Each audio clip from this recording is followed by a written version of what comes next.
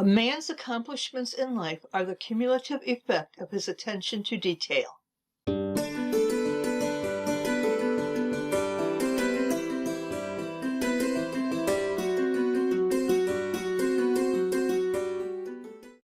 Hi, I'm Linda Watson-Call.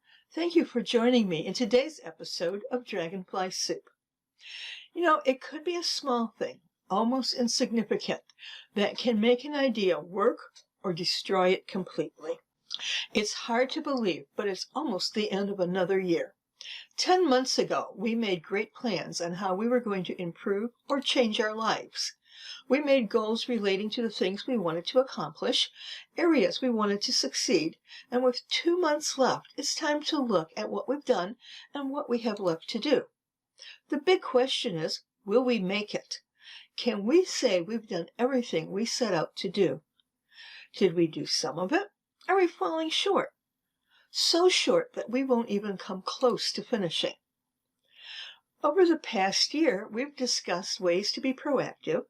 We've looked at ways to plan better, even how to manage our time so we could accomplish everything that we said we would. So we said we would write a book. Oh, we started that book all right. We knew who the leading characters would be, where they would live, and how they would act. But after the first 2 chapters, the story seemed to fall flat. We didn't find the characters interesting anymore, and we knew that if the book lost our interest, it certainly wouldn't hold anyone else's interest. Looking over the storyline, we realized that even though we wrote a lot, we didn't show a lot. We didn't include details that would make the reader, or even us, feel like we were part of the story. Another popular goal that many of us had was weight loss, either through better eating habits, exercising, or a combination of both. Now, did you know, according to the Fitness Industry Association, many people join gyms in January? Probably something to do with goal setting. But many of those members stop going regularly or quit altogether after about 24 weeks. I'm sure if I did the same research, there would be similar statistics for weight loss programs. Both are a great way to stay healthy and lose a few pounds. So what are we missing? Why doesn't it work for so many people? Well, let's look at the details. This time, it's not our details, but our hopes and expectations.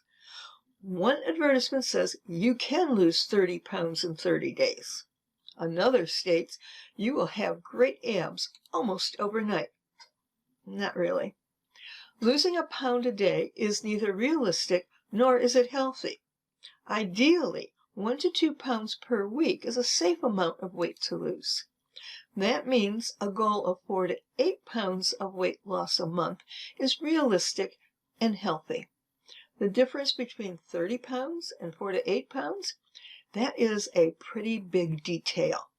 Not only that, but not achieving that pound a day undermines our confidence and our ability to reach our goal of a healthier lifestyle. It's really up to us to look at the details of our goal and see what's best for us, what is within our control so that we could reach that goal. Now, take the goal of getting better grades. Most teachers that I know give out either a syllabus for a class or a rubric for a project that explains in detail what is expected to get a good grade. We don't necessarily want to get an A, but we do want to pass with a high C or a B. Do we refer to the rubric as we work on our project, or do we trust our memory on the requirements? The day before it's due is not the time to make corrections or changes. The best plan would be to check the work as it's being completed against the rubric to see if there are any changes that need to be made before going on to the next part of the project. In everything, it's the details that play a very important part in how we act and react. John Foster Dulles, an American diplomat, put it this way: a man's accomplishments in life are the cumulative effect of his attention to detail. Paying attention to the detail, doing the research, if necessary, and then carrying through is imperative if we want to accomplish anything. Now, one of my goals for this year was to produce a course and upload it to Udemy. I'm a teacher and an instructional designer. I should be able to create a course in my sleep. Now, writing the course was not the hard part.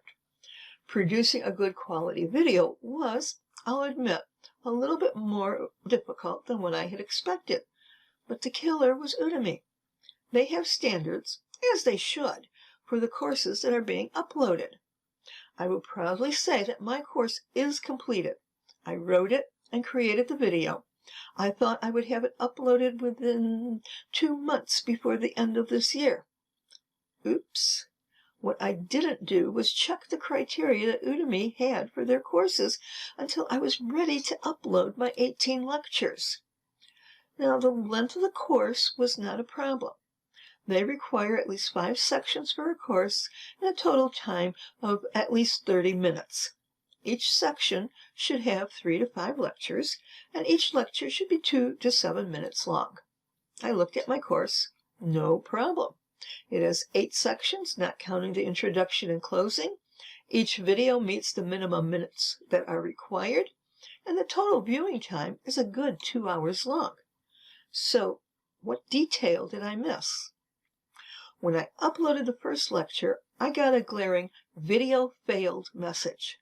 And for me, that translated to I failed. They did have a test your video option. If I had looked at the criteria before I was too far along in the course and tested my video, I would have known that size matters. Now, the size of the video I shot was fine, but when I edited it, it needed to be in high definition. So here I am, 2 months left in the year, redefining the size of 18 video lectures. Details. Details matter in everything we do. Will I make my goal? Yes. I'm halfway through redefining the size of the videos. I don't feel stressed out about it, but I am disappointed in myself that I didn't check out all the criteria before I started. What about you? Did you miss any details that were critical to achieving your goals? Please share, either in the comments or in a private message, what you missed and what you plan to do to get yourself back on track. Be sure to click like for this week's episode, and while you're at it, share it with your friends. You might also want to check out our new gift shop where you can purchase items like this Dragonfly Soup t-shirt or other gifts. The link is below. And I'll see you next week, right here on Dragonfly Soup. Here's to our transformation and our best year ever.